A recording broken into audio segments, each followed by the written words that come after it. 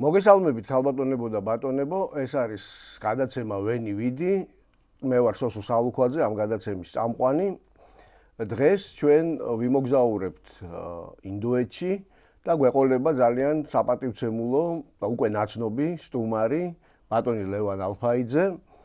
ლევანი შეგახსენებთ, რომ არის განათლებით გეოგრაფი, ურბანისტიკის დოქტორი და კიდევ ბევრი სხვა კარგი რამ, ოღონდაც ხო, ამაზე ახლა აღარ გავამახვილებთ ყურადღებას.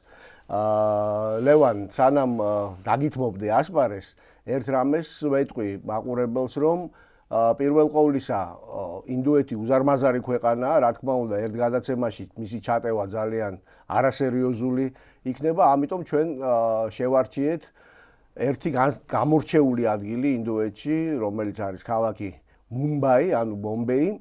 მაჰარაშტრას შტატის მთავარი ქალაქი და ძირითადად მასზე ვისაუბრებ და თუ რატომ ამაზედაც ორ სიტყვას ვიტყვი. ინდოეთი მზარდი ეკონომიკაა, ერთ-ერთი ყველაზე უფრო მნიშვნელოვანი ქვეყანა ხდება ის რომ მოსახლეობის რაოდენობით მალე პირველობას ჩამოართმევს ჩინეთს უკვე ცნობილია, მაგრამ თავისი ერთფლიანი ეკონომიკით ის 2050 წლისთვის ალბათ მეორე ეკონომიკა იქნება მსოფლიოში ასევე ჩინეთის შემდეგ და ეს ორი ქვეყანა გადაასწრებს ამერიკის შეერთებულ შტატებს. თუმცა ეს რა თქმა უნდა არ ნიშნავს, რომ ერთ სულ მოსახლეზე ისინი მოწინავე ქვეყანათა რიგებში იქნებიან განსაკუთრებით ინდოეთი. თუ მიუხედავად ამისა, ეს ძალიან საინტერესო სამყაროა, ბევრი სხვადასხვა მიზეზის გამო და ახლა დაგითმობ, ასე ვთქვათ, ასპარეს და სცენას იმისთვის, რომ გვითხრა შენ რა გაკავშირებს ამ ქვეყანასთან და განსაკუთრებით იმ ქალაქთან, რომელზედაც უნდა ვისაუბროთ და რა თავგადასავალი გადაგხდა იქ. გთხოვ. მადლობთ. შევეცდები მოგიყვეთ ამ ჩემს თავგადასავლებზე ინდოეთში. ინდოეთში შემთხვევით მოხვდი, როგორც ხდება ხოლმე. მაშინ ტელევიზია იმედში მუშაობდი და ერთ-ერთ ბაზრობა, ტელებაზრობაზე გამაგზავნეს მივლინებით რა. გამიხარდა, იმიტომ რომ როგორც აღმოჩნდა, ბევრს არავის არ უნდა წასვლა. მე კიდე ძალიან მინდოდა და დავთანხმდი ეგრევე და. და ესე მოხვდი შემთხვევით ინდოეთში და აღმოჩნდა, რომ ბევრად უფრო ახლოა და ადვილია იქ ჩასვლა, ვიდრე თქვა ჩინეთში რა. სტამბოლიდან რეისმა სულ 3 საათი თუ 3 საათნახევარი დაჭირდა. შესაბამისად, ძალიან კომფორტულად ჩავედით, მაგრამ არ ველოდი იმას, რომ ეს აეროპორტი ჯერ ესეთ შუა ქალაქში იყო, ძველი აეროპორტი იყო. და მეორე, აი, როგორც კი გააღეს თვითმფრინავის ლუკი, აი, ცხვირში მეცა ეს ინდურის სუნელების სუნი იმ წამსვე. გეგონება ჩახვედი აი რაღაც სუნელების ქვეყანაში. ამას არ ველოდი, იმიტომ რომ აეროპორტის მოხდა დიდი გეოგრაფიული აღმოჩენები. ეს სუნი რო ასე ვთქვათ ევროპაში შემოეტანა. ილი და კარდამონი და ჩაი რო წამოდა, პირბილი რო წამოეღოთ ევროპაში. ხო, მიხაკი და არიჩინი. მიხაკი და არიჩინი, ზაფრანი. ზაფრანი. ხო, ეს ძალიან მოულოდნელი იყო ჩემთვის, იმიტომ რომ მე მეგონა ჩავიდეთ სტანდარტულ რაღაც ჩვეულებრივ აეროპორტში. არა, ძველი კოლონიალური დროის აეროპორტი. ხო, ცენტრში თუ იყო. ხო, ცენტრში თუ იყო, ხო, მე ქალაქი გაიზარდა და თან აი ოდიში რო ჩაგეჭრები თავის დროზე ასე იყო ტემპელჰოფის აეროპორტი ბერლინში, რომელშიც მომიწია 90-იანებში ჩასვლა, რომელიც სრულიად სხვა, ასე ვთქვათ, პრინციპებზე იყო აგებული მართლაც ისეთი. მონუმენტური ქალაქის ცენტრში დღეს უკვე აღარ არსებობს, ანუ მუმბაი ამას ინარჩუნებს. კი, მეორე აეროპორტიც ქონიათ, რომელიც თანამედროვეა და უფრო დიდია და თვითონ ქალაქზე რაც შეიძლება ვთქვათ, ну არაბეთის ზღვის სანაპიროზეა, ეს არის ინდოეთის დასავლეთი ნაწილი და პირდაპირ უყურებს აი ამ არაბეთის ყურის ქვეყნებს და ну ნაწილობრივ სომალის. კი, შორს არის, მაგრამ ეს ზღვა აი ამ ნაწილებს საზღვრავს, არაბეთის ნახევარკუნძული, სომალი და აი ამ სპარსეთის ყურეში შემავალი წყლის სივრცე. კარგი ტემპერატურაა იქა, შედარებით უფრო რბილი მუსონური ჰავა ვიდრე თქვა ბენგალიაში, მაგრამ ზაფხულში და მაისის თვიდან ოქტომბრამდე ჩასვლა არ ღირს, იმიტომ რომ სიცხე და წვიმს ყოველდღე მუსონია და ყოველდღე წვიმს და თან ეს ჩვენი წვიმა არ არის, ეს არის სერიოზული წვიმა. ხო და იანვარში მომიწია, ამიტომ ტემპერატურაც კომფორტული იყო და თან ბათუმის წვიმაც არ არის? ბათუმის წვიმაც არ არის. არ არის. არა, თვითონ როგორც მომიყვნენ. ეს მუსონის დროს ყოველი წვიმის მერე ხეებს ჭრით, ვალაგებ და გაგვაქო. რა გაგაქმნით? სახლებში შემოდის წყალიო ისე წვიმსო რა. ყოველ ჯერზე ვალაგებთო, ხო და მე იანვარში ვიყავ, შედარებით ნორმალური ტემპერატურა იყო 30 გრადუსის ფარგლებში და მშრალი სეზონი. ამიტომ საშუალება მომეცა რომ თვითონ ქალაქიც მენახა აღმექვა და მე მოგზაურა. თუ შეიძლება აქ ჩაგიჭრება, რა თქმა უნდა, ახლა ჩვენ ვიცით რომ ინდოეთი მრავალფეროვნების ეტალონია, შეიძლება ითქვას, ერთი თვითონ კლიმატური თვალსაზრისით, ასევე მოსახლეობის, კულტურის, რელიგიის და ასე შემდეგ, მაგრამ ასევე ურბანული თქვენ ურბანისტი ბრძანდებით ხარ შენ ურბანისტი, მეც ურბანისტი ვარ და ანუ ქალაქების სპეციალისტი და ვიცით რომ ეს ასე ვთქვათ ეგრეთ წოდებული კლიშე ხო ქალაქური კონტრასტებისა სწორედ ერთ-ერთი სანიმუშო მაგალითი ამისი ინდოეთის ქალაქებია, რომლებიც მესამე ანუ განვითარებადი ქვეყნების ქალაქებს ეკუთვნოდნენ და ეხლაც ჯერჯერობით ასე მოიაზრებიან. ეს არის ძალიან თვალშისაცემი მუმბაი ბომბეიში? კი, ალბათ ყველაზე თვალშისაცემი ეს არის სამწუხაროდ. იმიტომ რომ თვითონ ქალაქი ჩრდილოეთ სამხრეთის განლაგების არის და დასავლეთის მხარეს, ანუ თუ პირდაპირ უყურებთ ქალაქს, მარცხნივ დასავლეთის მხარეს ზღვა არის. ზღვა არის. ხო და საკმაოდ გრძელი, მე ვიტყოდი ძალიან გრძელი სანაპირო ხაზია. ამიტომ ბევრი არის პატარა პორტი, პატარა ეს ნავების გასაჩერებელი ადგილი, ნავსაყუდელი ხო, დიდი პორტი, პლაჟები, უამრავი ის აქვს. აი ზღვასთან დამაკავშირებელი ბულვარია ძალიან ლამაზი, ცნობილი. და ეს თითქოს აი ამ ზღვის ფრონტის სახეს ქმნის, მაგრამ საკმარისად ცოტა შიგნით შეხვიდე და აღმოჩნდები თითქმის შუა საუკუნეებში რა. ჩემი სასტუმრო იყო ცოტა გარეუბანში, თბილისური მითი რომ ავიღოთ შედარებით. თქვათ ვაჟებშაველაზე იყო ჩემი სასტუმრო. ან ნახალოვკაში. არა, ვაჟებშაველაზე უნივერსიტეტთან და გასაგები, ანუ ისე მივდიოდი ხოლმე თქვათ სამეზობლოში შედარებით თავისუფლების მოედანზე, ხო და ხო, 23 მილიონი კაცი ცხოვრობს ეხლა, ხო? 1950 წელს 3 მილიონი ცხოვრობდა. მაშინაც დიდი ქალაქი იყო, მაგრამ ეხლა 23 ერთ-ერთი მთავარი მეგაპოლისია მსოფლიოში. გაზრდილია და მოტორიქში თითქმის საათზე მეტი უნდებოდა. ხო, აი ეს არის ძალიან საინტერესო, თან მე როგორც წარმომიდგენია და გამიგია და ხანდახან თვალი მომიკრავს ხოლმე, ნუ იქ ჯერთი მატარებლით ხშირად საგარეუბნო ეს მატარებელი არის, ნუ მე არ ვიცი, ჩამოკიდებული და რა ვიცი, ათასობით შემთხვევა ხდება წელიწადში, როდესაც ხალხი იღუპება უსაფრთხოების ხო, მე ესეთი შთაბეჭდილება დამჭერა. ჩინეთში ხო, ნამყოფი ვარ, ხო? ჩინეთში უფრო მეტი ხალხი ცხოვრობს, ასე ვთქვა, პირობითად. აქ რო ჩადიხარ, გგონია რომ აი ამდენი ხალხი საიდან მოვიდა. იმიტომ რომ ქუჩაშიც დადიან, იქ ტროტუარები არ არის ბევრგან. ქალაქის ცენტრში მაგალითად არის აი ეს შანტი თაუნს რო ეძახიან ეს არაფორმალური დასახლება, ჯურღუმულები, ბარაკებს რო ეძახიან. ხო, სლამი ინგლისურად. აი არაფორმალური დასახლება, რომელშიც შევედი და ვნახე და არ ველოდი, იმდენად კარგად არის ორგანიზებული.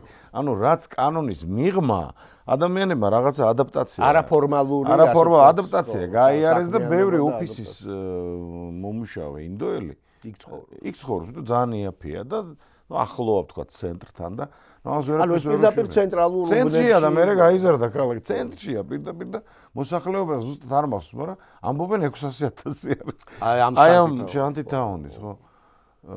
ეს კოლონიალური ცენტრი, რომელიც სანაპიროზეა და ზღვის პირას, ბრიტანული ადმინისტრაციის მიერ აშენებული, ის ძალიან ლამაზია, აი თქვა თბილისის დავით აღმაშენებლის გამზირს ან რუსთაველის გამზირს რო შეადარებ. რაღაც ასე ევროპულ ინდური, ხო, ევროპულ ინდური ნარევი, ნარევი, ლამაზი ხედებით და საერთოდ როდესაც საუბრობთ ესეთ ქვეყანაზე, როგორიც ინდოეთია, რომელიც კოლონია იყო საკმაოდ დიდი ხნის განმავლობაში დიდი ბრიტანეთისა, იქ რა თქმა უნდა კვალი, ნაკვალევი, ასე ვთქვათ, ამ კოლონიური, ვიქტორიანული და შემდეგ უფრო მოგვიანდელი კოლონიური არქიტექტურისა წესისა რეალურად არსებობს და მაგრამ ინდოეთში, როგორც მე ვიცი, აი ეს ინდოეთის კარიბჭე ძალიან მნიშვნელოვანი ადგილი, სადაც პირველად ჩამოვიდა მეფე, ხო, დიდი ბრიტანეთისა, მე მგონი მე-20 საუკუნის დასაწყისში იყო, მანამდე არ ბომბეიშია.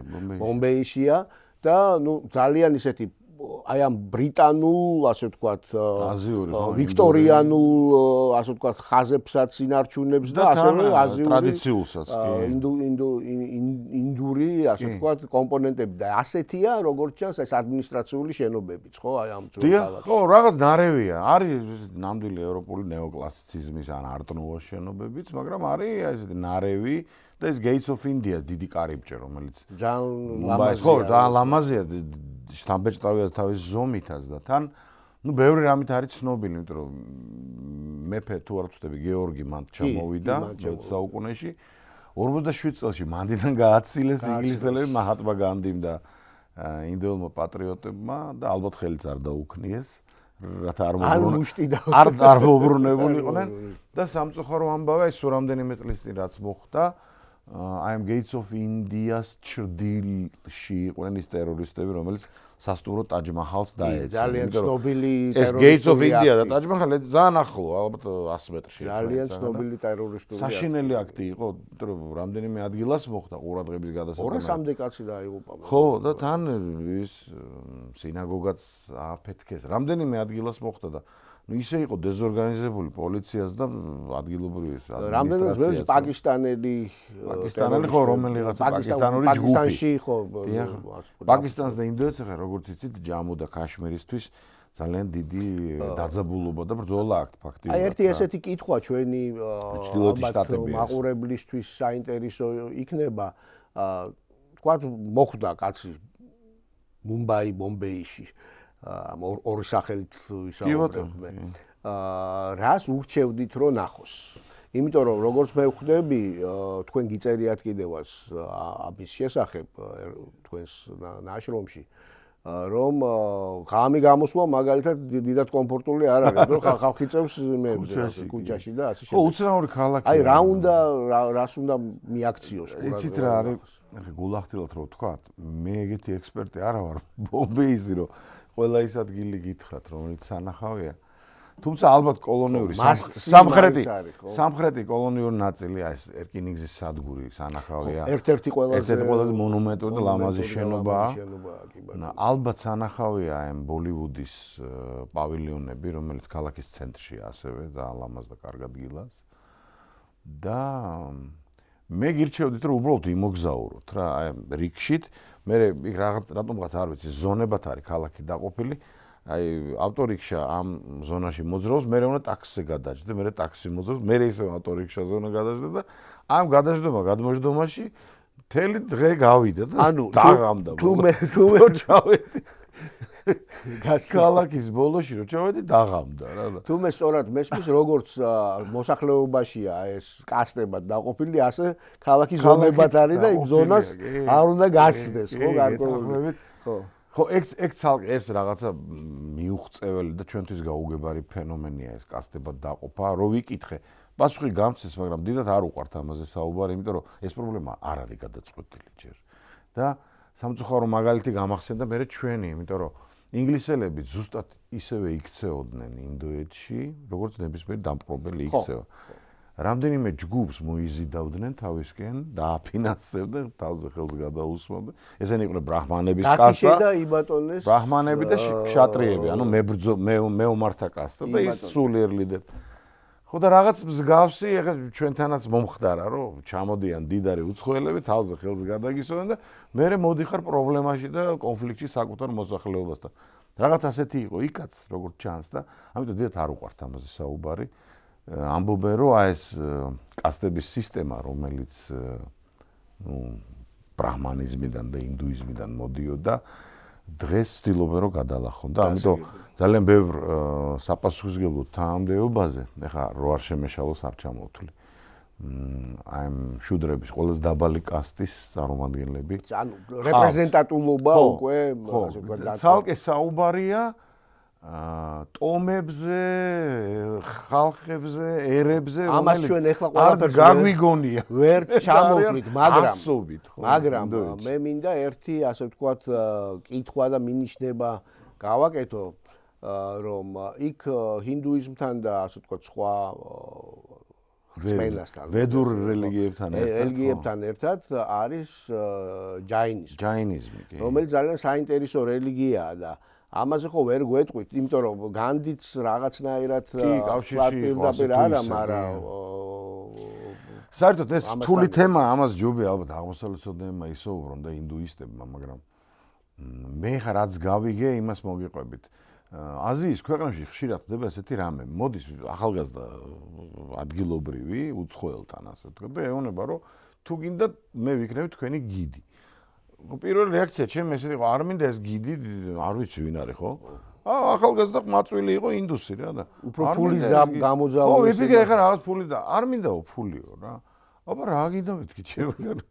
ხო და ისაო გამოყვებით განახებთ დიდი ქალაქია ბევრ რამე არ იცითო და ხო ის მეორე მითიც დაანგრია ნახევარზე მეტმა არ იცის არანაირი ინგლისური ინდოეთში იციან ინგლისური მაღალი ფენის წარმომადგენლებმა და რამდენიმე შტატმა სადაც ჰინდი არ იციან ხო ასე რომ თან მე ამ ენაზე მარათიზე მე მათი ენა მაჰარაშტრაში არის მარათი ჰინდიზე ჩრდილოეთ შტატებში ლაპარაკობენ მარათიზეც უფრო ადვილია და უბრალოდ მასადილე ხოლმე კი ბატონო ძალიან იაფიღირს საჭმელის და სასმელის ხო მაგრამ გეტყვის სად უნდა ჭამო და სად არ უნდა ჭამო სად უნდა ჭამო საწახული და სად არ წახული თან ხორცი დიდად არ არის ასე რომ უფრო ვეგეტარიანული დავწამხდი ძალიან კარგი მაწვილი აღმოჩნდა და აღმოჩნდა რომ არის ჯაინისტი და ეს ჯაინიზმზე რაღაცა ყური კი მქონა მოკრული მაგრამ მე რო გავიგე რომ ეს მოქმედი ჯაინისტია ასე ვთქვათ. მე გამოვკითხე და აღმოჩნდა რომ ეს არის ერთ-ერთი უძველესი რელიგია, რომელიც არ არის კავშირში არც მაჰაბჰარატასთან, არც ჰინდუისტურ ტექსტებთან, დიახ, არ არის ვედურ ტექსტებთან კავშირში, თუმცა აი სადღაც წარსულში კავშირი ამ რელიგიებს მაინც აქვს ერთმანეთთან, ხო? და შესაბამისად აი ეს ინდოეთის დროშაზე გამოსახული ბორბალი, ბედის ბორბალი რაღაც პრინციპები მსგავსი აქვს, მაგრამ ეს არის ძალიან ასკეტური, ძალიან მკაცრი რელიგია, რომელიც საერთოდ კავშირში არ არის ინდუისტურ რიტუალთან, ასე ვთქვათ. და ნუ სიმკაცრეზე რა შემიძლია გითხრათ, რომ კონსტიტუციამ დაავალა, თორე უნდა შიშვლებს ევლოთ ბერებს. ბერები უნდა ცხოვრობდნენ ხალხში და არა მონასტერში და ხალხი უნდა ინახავდეს ბერს და ბერი თავისი აი ესეთი ასკეტური ცხოვრებით ხალხს უნდა აძლევდეს მაგალითს როგორ შეიძლება ასკეტურად იცხოვრო. არ აქვთ უფლება არანაირი ცხოველის ან მცენარის მოკვდინებისა. ამიტომ არც სოფლის მეურნეობაში არიან და არც სხვა დარგებში, სადაც ეს იგულისხმება. ხო და აბა რას აკეთებთ მეთქი და ისა ცოტა ირონიული გამოვიდა მე ჩემი რეაქცია. ჩვენო ვაჭრობაში და ბანკებში ვართ რა. ანუ ხალხის გატყეობა შეიძლება და რწყილის არ შეიძლება. და მოკვდას იცით ეს რა უთხარი. ესე იგი პროცენტი დატყევებთ მეთქი ხალხს. არა, პოსტო არ შეიძლებაო და კარგით მეთქი, ნუ ვაჭრობ. არა, რა შეამე? მხოლოდ ვეგეტარიანულს რა. მესმის მაგრამ მცენარეთს ხვის მოკრეფილს. რას ჯობია ხვის მოტანის. თორე თვითონ არ უნდა მოჭრას. ხვის მიერ ჩადენილ. გაყიდა და საჭმელი უნდა ანუ ხვის მიერ ჩადენილ, ასე ვთქვათ, დარღვევას, ზოდვას ხო, ტოლერანტულად უცნაური ძალიან კაცრი რელიგია არის დღესასწაულებზე, მაგრამ მარხულობენ. ბევრი დღესასწაულია და როცა დღესასწაული იწყება ძალიან კაცრი მარხვა. მამაკაცს და ქალს, ну ცოლ-ქმარს თუ შვილი გაუჩნდათ, მithumedes ბიჭი თუ გაუჩნდათ, რეკომენდირებულია რომ საერთოდ აღარ ჰქონდეთ არანაირი ურთიერთობა. ამიტომაც მრავალრიცხოვანი არ არის ეს სექტა. მაგრამ ამ თავისი სიმკაცრით, როგორც ჩანს, პატივისცემას იმსახურებს, როგორც ინდუსებში და ინდუისტებში, ისე ვთქვათ, ბუდიზმის მიმდევრებში და ამიტომ პატივისცემენ და აი მაჰატმა განდი რო ახსენეთ, მაჰატმა განდის დედის გურუ, ანუ მასწავლებელი, ოჯახის მასწავლებელი, როგორც ჩანს ჯაინისტი იყო, შესაძლოა ეს პრინციპები მის ნაცნობი იყო და ამიტომაც მერე უკვე ინდოეთის განთავისუფლების შემდეგ მთელი ცხოვრება ძალიან ესეთი უბრალო ტანსაცმელი დადი, რომელიც თვითონ გსოვდა თან. და იცდილობდა რომ ბევრი არევლო, რომ ჭიანჭველა არ გავჭყლიტო. ანუ ეს ხალხი არ არის აქტიური პროზელიტისტები, თქვათ, როგორც სხვა რელიგიის მიმდევრები, რომ ლამეს არის სახში შემოგივარდნენ, რომ გადმოდი ჩემს. არა, ესენი ძალიან თვინიერი, ძალიან წყნარი და ესეთი გაწონასწორებული ხალხია და ამიტომაც სცემენ როგორც ჩანს პატივს ეს დანარჩენი ინდოელები და როდესაც მათ ტაძრები ვნახე ეს იყო აი კიდე ერთი გაკვირვება ჩემი, რომ ესეთი განსხვავებულია ამ ინდუისტური ტაძრებისგან, ცოტა უფრო პატარა ზომის არის ესენი. მაგრამ როგორც ჩანს შემოწირულობები ისეთია ამ ჯაინისტურ ტაძრებში, რომ ვერცხლის კედლები იყო და ვერცხლის კარები, დიდი კარიბჭე. რა არის მეთქი ეს ასეთ სიმდიდრე და ანუ სიმდიდრეზე უარს რეალურად არ ამბობს. თუმცა თვითონ არ იყენებენ ტაძრისთვის და კულტისთვის კი, მაგრამ თვითონ ეს ბიჭი არ მახსოვს რომ რამე სხვა ცმოდა, თეთრი პერანგი და შავი შარვალი და ისა ზაფხულის ფეხსაცმელები. ანუ ერთ და იგივე ასკეტურად ეცო პურიტანები ისვენებენ და ხიარულად ცეკვავენ ამათთან შედარებით. დასაგებია. და ამით საინტერესო იყო რომ ლევან ეგ ხო ზოგადად მე დაგეთანხმები იმაში ზოგადად ძალიან საინტერესო საკითხია უფრო დიდ წიაღებში რომ ჩავიხედოთ სპეციალისტი და უკეთ გათვითცნობიერებული კაცი ჭირდება მას ახლა პირველი შტაბ-ბეჭდილებაც ზოგადად საინტერესოა. მოდი დაუბრუნდეთ ისევ ამ მუმბაის ცხოვრებას, იმიტომ რომ ინდოეთი არ არის ის ქვეყანა, რომელშიც ერთი ქალაქია და დანარჩენი, ასე ვთქვათ, ადგილი რაღაც პატარა დასახლებებითაა დაკავებული. ძალიან ბევრი მეგაქალაქია, ძალიან ბევრ ქალაქშია 10 მილიონზე რამდენიმეშია ყოველთვის თქვა 10 მილიონზე მეტი მოსახლე, მაგრამ მათ შორისაც კი ბომბეი ან მუმბაი გამოირჩევა და როგორც შენ თქვი უკვე ფინანსურ ცენტრად ითვლება, ანუ ერთგვარად ჩემი აზრით არის ინდოეთის ნიუ-იორკი, ქალაქი რომელსაც არ ძინავს. ხშირად ადარებენ, ქალაქი რომელსაც არ ძინავს, ქალაქი რომელიც მანჰეტენს გავს, ქალაქი რომელშიც ალბათ ბოლივუდის სტუდიების და ამ სავაჭრო ფენის ანუ ამ შემთხვევაში ლოს-ანჯელესის და ნიუ-იორკის ნარევია. აი ამ ვაჭრების ფენის ძლიერი ბურჟუაზიის გამო ყოველთვის უფრო წინ იყო, წინ მიდიოდა, ავანგარდში იყო განვითარება. დასაგებია და აქედან გამომდინარე, რა ეს ფინანსური ცენტრიც არის და ესეთი ქმედითი ქალაქია, მე როგორც ამოვიკითხე, სადღაც 40%-მდე საგარეო ვაჭრობის სწორედ მუმბაის გავლით ხდება ინდოეთის და სადღაც თითქმის 1/4-ს სამრეწველო პროდუქციისას სწორედ ეს ქალაქი აწარმოებს, რაც ახლა ინდოეთი არ არის ხელწამოსაკრავი ქვეყანა, ძალიან დიდ ციფრებთან არის დაკავშირებული. აქედან გამომდინარე ის განვითარებაც, რომელიც აი ესეთ შედარებით არა სტრუქტურირებულ ან სხვანაირად სტრუქტურირებულ საზოგადოებაში ხდება, ძალიან შთამბეჭდავია, იმიტომ რომ ათასობით ცათამბჯენია ეხლა უკვე აშენებული. თანამედროვე ნაწილია ვერ განასხვავებ თქვა ჩინური ან დასავლური. ეს არ არის 2 და 3 შენობა, ეს არის ათასობით. მე თუ არ ვცდები 3000 ცათამბჯენ შენობა ითვლება ცათამბჯენად. ერთი და მეორე ის თავს უყრის დაახლოებით 70-მდე მილიარდერს. მარტო ერთი ქალაქი. თუმცა რა თქმა უნდა 10,000-ჯერ მეტი ღარიბი და ღატაკი და მქონელი ადამიანი ცხოვრობს იქ. ანუ რამხელა უნდა იყოს ეს კონტრასტი.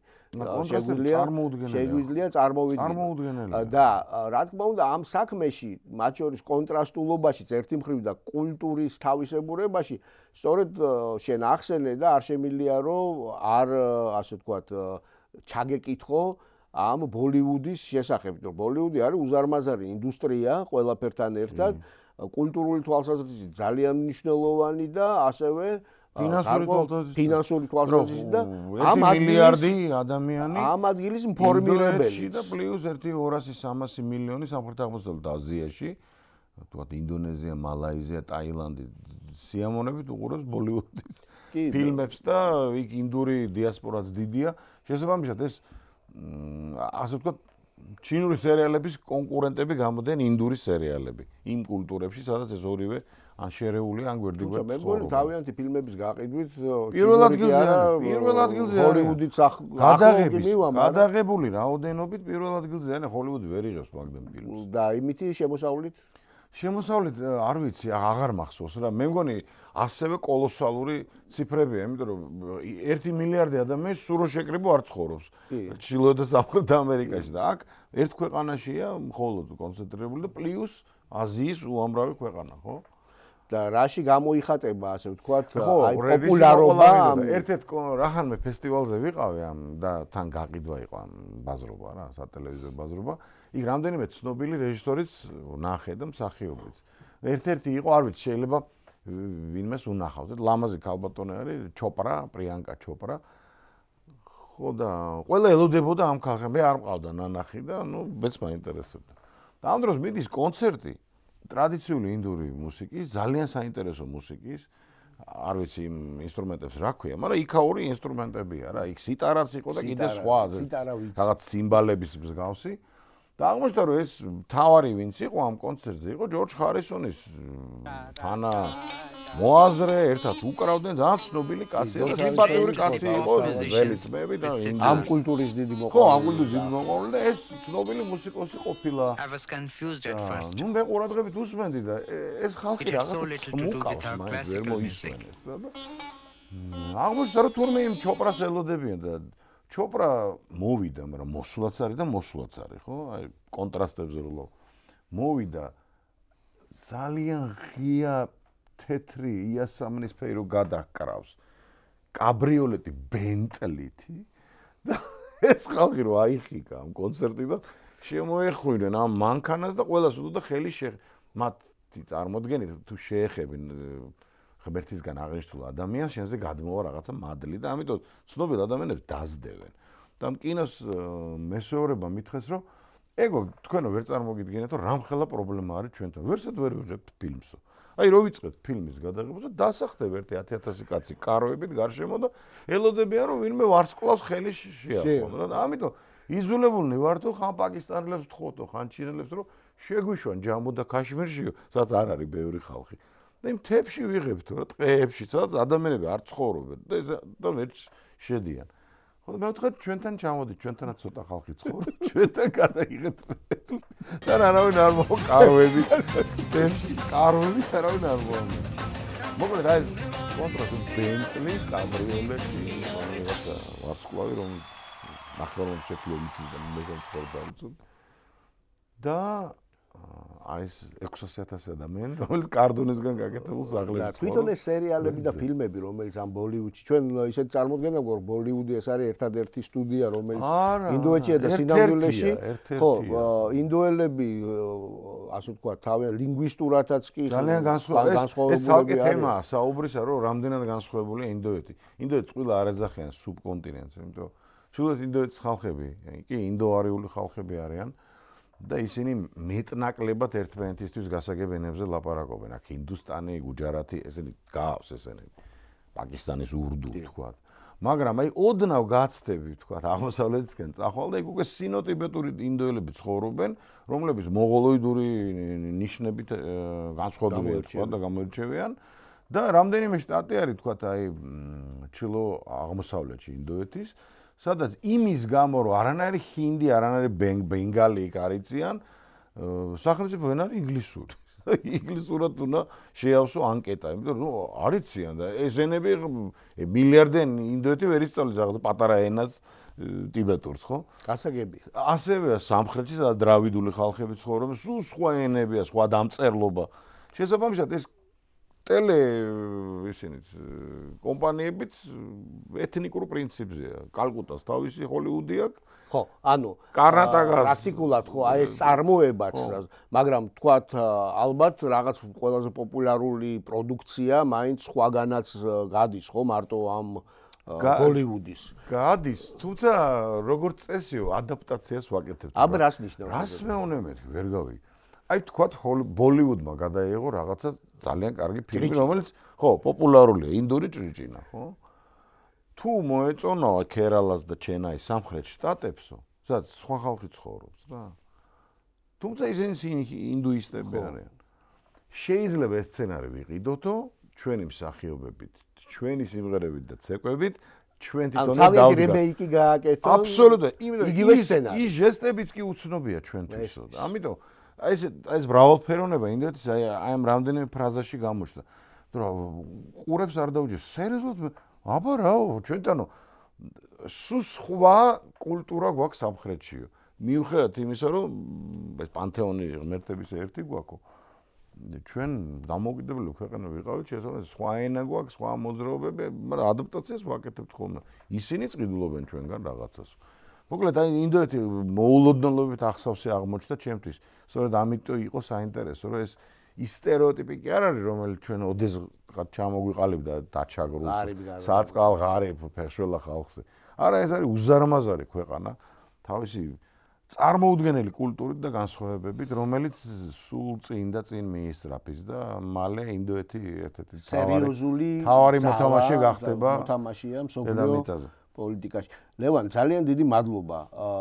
პირველ ყოვლისა, იმიტომ რომ ესეთი ფართო თემის ესე კომპაქტურად გაშუქება ნამდვილად ძალიან ძნელია, მაგრამ ღირს ხო ფრაგმენტულად რაღაც პატარ-პატარა თუნდაც ასე ვთქვათ მონაკვეთებით რომ რაღაც სურათი შევქნათ ჩვენთვისაც და რა თქმა უნდა შევქნათ ჩვენს მაყურებელსაც, რადგანაც განსაკუთრებით მომავალ თაობას უფრო და უფრო მეტი შეხება მოუწევს ინდუეთთან როგორც ქვეყანასთან, ინდუელებთან როგორც ხალხთან და ეს ყველაფერთან ერთად მზარდი და სხვათა შორის მათემატიკისა და აი IT-ს, ანუ ინფორმაციული ტექნოლოგიების განვითარების თვალსაზრისით ერთ-ერთი ყველაზე უფრო მნიშვნელოვანი ქვეყანაა. ასე რომ დიდი მადლობა ლევანს. ჩემი აზრით საინტერესო პატარა ექსკურსია გამოგვივიდა ინდოეთში, მომავალ შეხვედრამდე.